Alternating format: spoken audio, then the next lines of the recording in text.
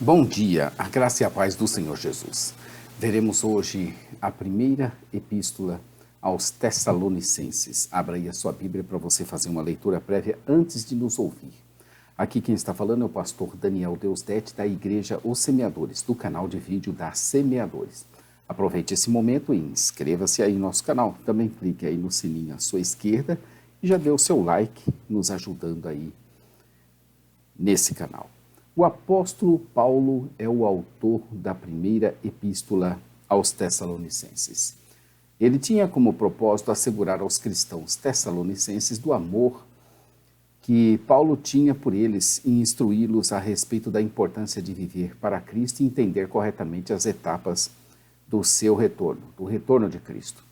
Vamos encontrar nesse livro que devemos agradecer a Deus pela fidelidade do seu povo, que os cristãos devem ser elogiados pela sua fidelidade, que os cristãos devem viver de maneira a agradar a Deus, que os cristãos que morreram ressuscitarão quando Cristo voltar e que os cristãos devem estar preparados para o retorno de Cristo Jesus. Provavelmente essa epístola, quem escreveu foi Paulo, e essa primeira epístola aos Tessalonicenses de Corinto, onde Silas e Timóteo também, remetentes das cartas, haviam se juntado a ele. Essa epístola foi escrita provavelmente perto do ano 50 ou 51 depois de Cristo. E depois, segunda Tessalonicenses, foi escrita logo depois. Portanto, a primeira e a segunda de Tessalonicenses estão entre as cartas mais antigas que temos desse apóstolo amado, o apóstolo dos gentios, sendo que a carta aos Gálatas é a única que pode reivindicar ter sido escrita antes deles. A cidade de Tessalônica recebeu esse nome por causa da meia-irmã de Alexandre o Grande e foi fundada aproximadamente em 315 a.C. pelo seu marido, o rei Cassandro da Macedônia. Nos tempos de Roma, foi sede do governo principal, tendo sido governada por 5 ou 6 oficiais da cidade. Em sua segunda viagem missionária, Paulo e seus companheiros Silas e Timóteo foram a essa cidade, que ficava a cerca de 160 quilômetros, seguindo pela via Egnátia, e depois de terem sido maltratados em Filipos, a base anterior do ministério deles, segundo o livro de Atos dos Apóstolos. Paulo pregou e debateu na sinagoga de Tessalônica por 3 sábados sucessivos, conforme está registrado em Atos 17:2. A carta aos Tessalonicenses indica que a congregação era composta, na sua maioria, de gentios, indicando que o ministério bem-sucedido entre os gentios continuou depois que Paulo foi proibido de entrar nas sinagogas. Durante a breve permanência deles em Tessalônica, que não passou de alguns meses, aparentemente os missionários receberam da congregação de Filipos mais do que uma pequena contribuição para a sua subsistência. Essa contribuição, somada ao rendimento do trabalho que faziam, significava que eles poderiam garantir o próprio sustento, sem ter que depender dos tessalonicenses para qualquer tipo de ajuda financeira. Eles deram um exemplo de comportamento humilde e diligente para uma minoria na igreja que não queria trabalhar para ganhar a vida. Depois de certo tempo, alguns membros da comunidade judaica listaram homens inescrupulosos para incitar a hostilidade contra os cristãos. É como já temos dito. Paulo ia na frente construindo e gerando a palavra de vida e de amor. E atrás iam os sacerdotes, os fariseus, os saduceus e o restante do povo destruindo aquilo que Paulo, o restante das autoridades, destruindo aquilo que Paulo iria construindo. Como resultado disso, houve um tumulto e alguns irmãos, incluindo um convertido judeu chamado Jason, foram arrastados perante as autoridades. Jason e os outros foram obrigados a pagar a fiança estipulada para garantir a conduta pacífica do novo grupo. Paulo, Silas e Timóteo foram sumariamente mandados embora sob mandado da escuridão da noite e logo se encontraram em Bereia, a oeste. Em Atos, vemos os apóstolos que eles iam, como já dissemos, construindo, edificando, levando a palavra. E atrás deles iam os opositores, tentando de todas as formas desconstruir o que eles construíram. Essa é a realidade que você vê. Em todo o livro de Atos você vê isso. E não mudou, não. Nós continuamos tendo os nossos Paulo, Silas, Timóteos, Lucas trabalhando e atrás um monte de gente tentando desconstruir aquilo que foi trabalhado. Infelizmente, A primeira epístola aos Tessalonicenses foi ocasionada por uma informação que Paulo tinha recebido de Timóteo com respeito à situação daquela congregação. Paulo escreveu com alegria e alívio, pois, de acordo com esse relato, os Tessalonicenses permaneciam firmes na fé, apesar da saída repentina de Paulo e seus colaboradores e dos problemas causados pelas facções hostis. Paulo concentrou a sua carta em dois temas importantes: o retorno de Cristo e o Cristo divino. Nós dividimos esse texto de 1 Tessalonicenses em 4 partes: saudação, história, instruções, oração final e exortações e bênçãos. Vejamos o primeiro capítulo. Você está pronto, preparado para o retorno de Cristo? Paulo escreveu essa epístola para assegurar aos cristãos tessalonicenses, como já dissemos, do amor que ele tinha por eles e instruí-los a respeito da importância de viver para Cristo e entender corretamente as etapas do seu retorno. Nós estamos no capítulo 1, são 5 capítulos. Nesta epístola, no primeiro capítulo, Paulo, Silvano e Timóteo é que se dirigem à igreja dos Tessalonicenses visando levar-lhes uma palavra de esperança sobre a vinda de Jesus que estaria muito próxima. Estando próxima à sua vinda, muita coisa teria de ser diferente, principalmente no comportamento diante das coisas do mundo.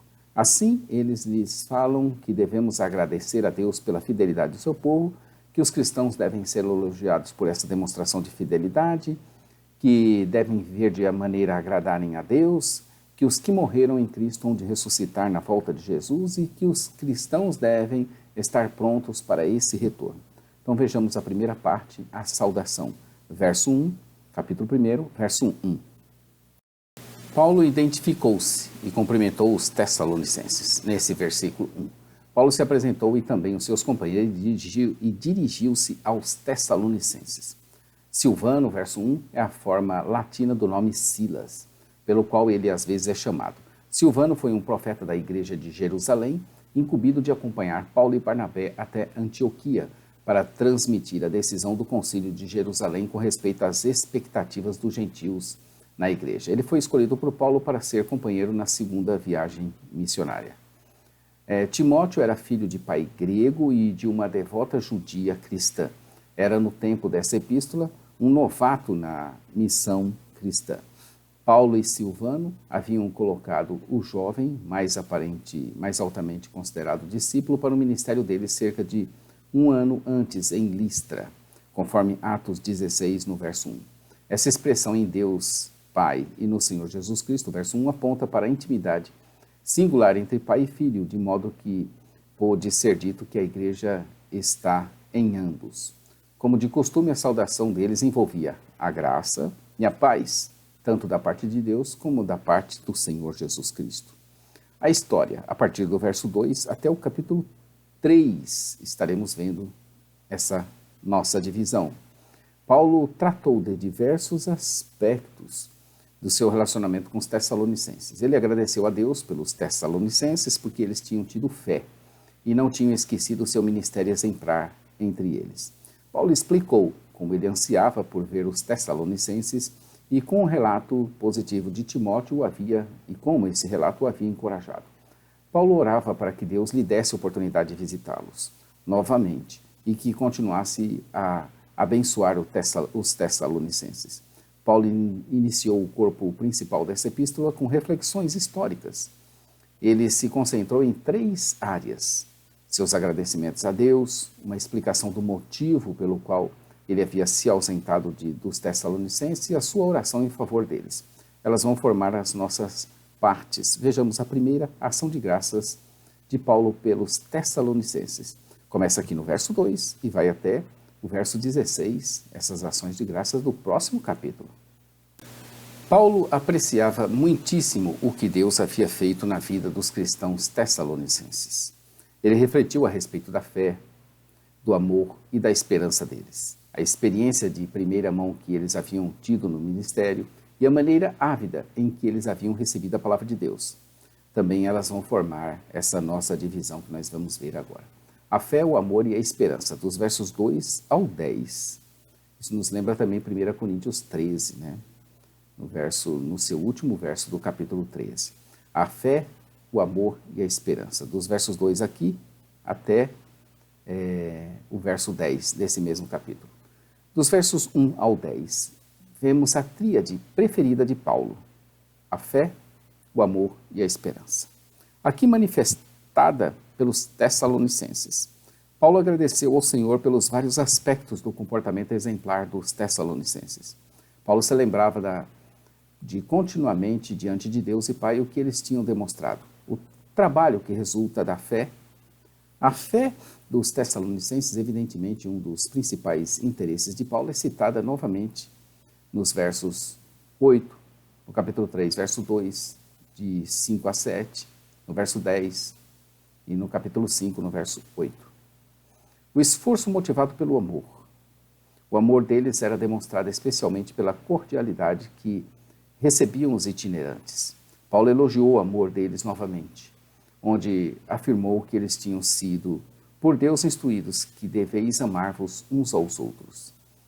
A perseverança proveniente da esperança em nosso Senhor Jesus Cristo. A fé, o amor e a esperança. Paulo se referiu à esperança dos Tessalonicenses quanto ao retorno do Senhor Jesus, o qual um dia os libertaria de suas preocupações presentes e da ira de Deus que se aproximava. Com relação à tríade formada pelo amor, pela fé e pela esperança, veja também o verso 8, veja também Romanos 5, de 2 a 5, 1 Coríntios 13, 13, conforme já citamos, Colossenses 5, versos 5 e 6, Colossenses 1, versos 4 e 5, Hebreus 6, versos 10 a 12, também capítulo 10, versos 22 a 24, 1 Pedro 1, de 3 a 8, versos 21, versos 22, de 1 Pedro. Essa tríade formada por esse conjunto, fé, amor e esperança. Paulo fala da escolha deles no verso 4. A eleição é um tema de ambas as epístolas dos Tessalonicenses. Paulo não teve medo de expressar a certeza da eleição feita por Deus a essa jovem congregação composta predominantemente de gentios. Ele via neles o fruto da graça eletiva de Deus, manifestada aqui na resposta divinamente efetuada à pregação do Evangelho no progresso da santificação que eles haviam demonstrado desde o início. Deus os tinha escolhido e essa era a convicção de Paulo por causa da forma que o Evangelho chegou a eles, não somente em palavras, mas em poder, no Espírito Santo e em plena convicção. Verso 5. Eles tinham percebido que os Tessalonicenses tinham se tornado imitadores dele e do Senhor. Os cristãos tessalonicenses haviam se tornado imitadores dos missionários e do Senhor, no sentido de que, a despeito da tribulação, recebiam a palavra do Evangelho com alegria que somente vem pelo Espírito Santo. O Espírito desempenha um papel especialmente notável de sustentar o cristão que sofre perseguição por causa de Cristo. Tão bom foi o desempenho deles que agora Paulo os estava chamando de modelo para os que eram da Macedônia e da Acaia. Paulo estava escrevendo da Acaia depois de haver atravessado a Macedônia e ido através de Atenas a Corinto. Ao longo da sua viagem, ele descobriu que os cristãos que encontravam sabiam não apenas dos seus feitos em Tessalônica, mas também tinham ouvido falar da fé dos tessalonicenses. Os cristãos tessalonicenses, embora ainda crianças em Cristo, haviam se tornado exemplos de fé, de amor e de esperança para os outros. Esses versículos de 9 a 10 são semelhantes à pregação de Paulo em Atenas. Ao pregar para os judeus, Paulo poderia pressupor a existência do verdadeiro Deus e a autoridade dos escritores do Antigo Testamento e, a partir daí, prosseguir proclamando a vinda do Messias prometido de Deus. Aos gentios não instruídos na fé de Israel, Paulo enfatizava a necessidade de dois comportamentos: reconhecer o Deus verdadeiro e vivo e, ao mesmo tempo, abandonar os ídolos mortos de divindades não existentes, preparar-se para a vinda do julgamento universal de Deus a ser executado por Jesus Cristo, o Deus homem, que morreu e ressuscitou de entre os mortos. Ambas as ênfases carregam um apelo urgente à conversão. É dos céus, veja o capítulo 4, verso 16, e também outras referências que devemos esperar a Jesus, que nos livrará da ira vindoura. Jesus morreu para nos livrar da antiga ira de Deus, mas a importância total dessa obra salvadora não será manifestada até o dia do julgamento. Então, mediante a intercessão de Cristo, os cristãos serão poupados da condenação e punição de seus pecados que eles mereciam. 1 Tessalonicenses 1, verso 1, diz: Paulo, Silvano e Timóteo, a igreja dos Tessalonicenses, em Deus Pai e no Senhor Jesus Cristo, graça e paz a vós outros. Esse é o verso de número 1 e o verso de número 10. E para agradecerdes dos céus o seu Filho, a quem ele ressuscitou dentre os mortos, Jesus, que nos livra da ira vindoura. Nas escritas de Paulo, mesmo tendo sido feita em conjunto, como se percebe a sua introdução que nós lemos, Paulo, Silvano e Timóteo, sempre poderemos notar o zelo que tinha pelo Evangelho e como ele fazia grandes esforços para, assim, divulgá-lo. Repetindo o que disse ontem, como é gostoso e bom vermos a preocupação de Paulo com a palavra de Deus. Isso nos anima a pregar, a falar do mistério de Cristo. Que zelo e que convicção de seu chamado ele transmitia para nós. Aquele seu convencimento nos alcança aqui, a mais de 2000 anos de distância dele. Isso é incrível. Amanhã estaremos aqui com o capítulo de número 2 do primeiro livro de Tessalonicenses. Então fique com Deus. Até amanhã, se assim Deus nos permitir. E aproveita aí, inscreva-se no nosso canal, não deixe de fazer isso. Não deixe de clicar no sininho à esquerda, porque todos os dias um vídeo novo. E já dê o like aí, ajudando o nosso canal. A parte escrita aí, jamaisdesista.com.br, a nossa loja virtual, semeadores.com.br, e nosso programa de rádio. Às 15 horas, nós temos, às quartas-feiras, o programa Palavra de Vida, Momento Missionário com o pastor Johnny Ramos, diretamente da Suécia. Fiquem com Deus. Maranata, ora, ora, vem, Senhor Jesus. Deus abençoe sua vida, sua família e seu ministério. Amém.